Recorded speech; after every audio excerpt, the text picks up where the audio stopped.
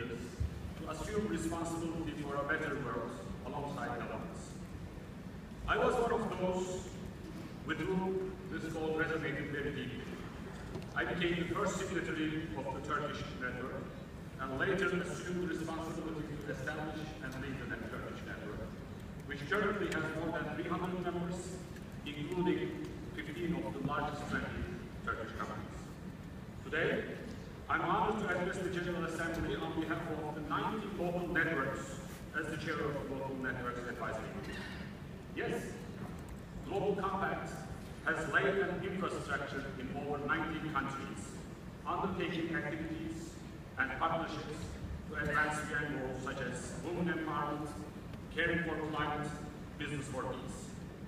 Over 50 networks have conducted national consultations with regards to the sustainable development goals. Over 20 of them have already started working with their governments to improve the enabling environment so that corporate sustainability can go to scale.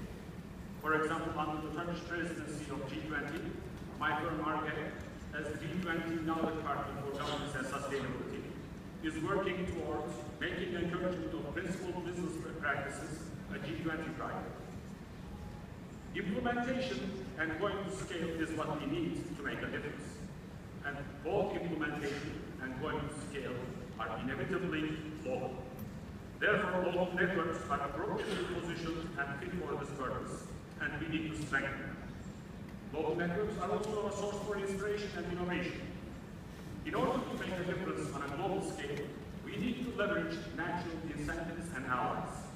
The Turkish network is working with banks to help them incorporate global compact principles into their credit evaluation processes, thereby reducing their own risks, but at the same time improving responsible businesses' access to finance. Similarly, we are working with brand owners to incorporate sustainability criteria into their purchasing contracts, improving responsible businesses' access to markets, particularly SMEs. Similarly, governments should start thinking about aligning incentives with the sustainable development goals. For example, along these consultations, unemployment, particularly youth unemployment, came out to be a key concern. Yet, most governments impose taxes on employment and subsidize unemployment. We are all concerned about economic growth, but we tax economic activity. We want more innovation, yet we tax value added. On the other hand, we want to reduce carbon emissions, but not tax it. We need to start considering how we can tax less of what we want and more of what we don't want, in a revenue-neutral manner. For a better world, business, NGOs, academic world, and governments need to collaborate more. Collaboration requires mutual trust. Trust is the essence of good governance and sustainable development.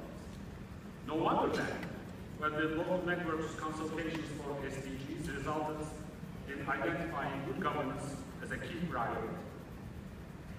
I would like to have a quote from a Sufi thinker and poet, Yunus Emre, which said at the 13th century in Anatolia, regard others as you regard yourself.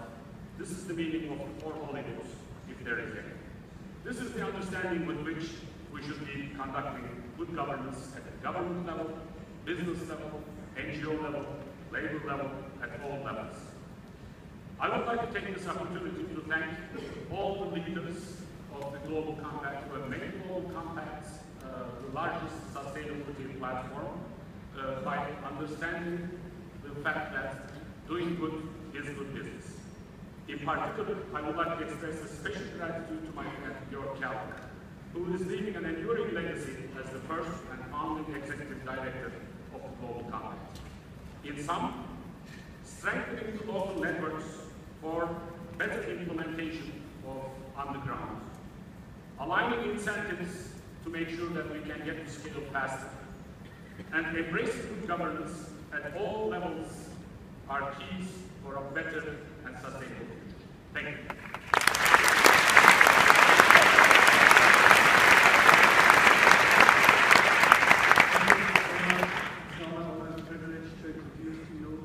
Chairman Fu Chengdu,